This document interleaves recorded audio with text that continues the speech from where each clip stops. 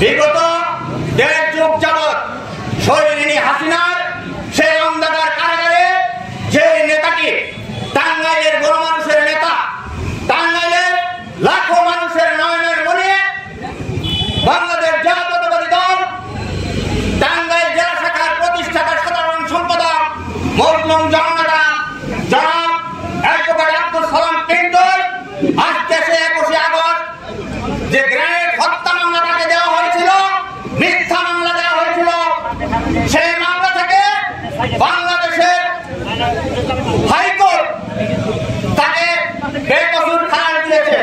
শুধু জনাব আব্দুল সালাম পিন্টুকেই নয়, এই মামলার প্রধান আসামি আগামী রাষ্ট্রনায়ক তারেক রহমান সহ লুৎফুজ্জামান বাবর এবং বিএনপির অন্যান্য নেতৃবৃন্দদেরকে বেকসুর খালাস দেওয়া হয়েছে। আজকে বাংলাদেশের কোর্টের এই রায়ে আমি ব্যক্তিগতভাবে মনে করি এই বাংলাদেশি জাতি আবারও সেই ন্যায় বিচারের পক্ষে যাবে, ন্যায় বিচার ফিরে পাবে, সেই দৃঢ় আশাবাদ ব্যক্ত করছে।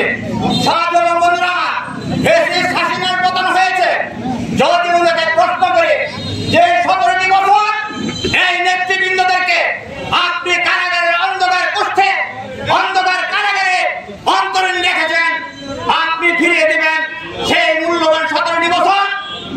বিগত আন্দোলনে 2000-এর অধিক ছাত্র জনতা আপনার পেটো বাহিনীর নৃশংস গুলিতে প্রাণ হারিয়েছে, ফিরিয়ে দিবেন সেই সহস্রাধিক ছাত্র নেতাদের জীবন, আপনি ফিরিয়ে দিবেন চৌধুরী আলম সহ বিএনপি নেতা ইলিয়াস আলী সহ হাজারো নেতৃবৃন্দদেরকে যাদেরকে আপনি গুম করে রেখেছিলেন। আজকে আপনি ভারতের উপর থেকে দিল্লিতে বসে ঘোষণা দিচ্ছেন বাংলাদেশের মাটিতে আবারও রাজনীতি করার খায়েশ জেগেছে আপনার। আমরা জাতীয়তাবাদী দল কালিহাতি উপজেলা শাখার পক্ষ থেকে একটি কথা স্পষ্ট করে বলতে চাই, শহীদ জিয়া সূর্য সৈনিক বৃন্দের রক্ত এক ফুটা রক্ত দেহে থাকা পর্যন্ত বাংলাদেশের মাটিতে ওই আওয়ামী দোসরদেরকে রাজনীতি করার সুযোগ দেওয়া হবে না ইনশাল্লাহ।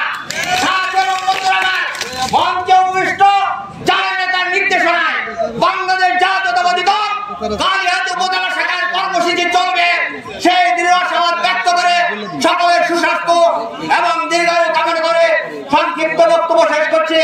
আল্লাহ হাফেজ। বাংলাদেশ জিন্দাবাদ, বাংলাদেশ জাতীয়তাবাদী দল জিন্দাবাদ, শহীদ রাষ্ট্রপতি জিয়াউর রহমান অমর হোক, দেশনেত্রী বেগম খালেদা জিয়া জিন্দাবাদ, তারুণ্যের অহংকার তারেক রহমান এগিয়ে চলো, আমরা আছি তোমার সাথে।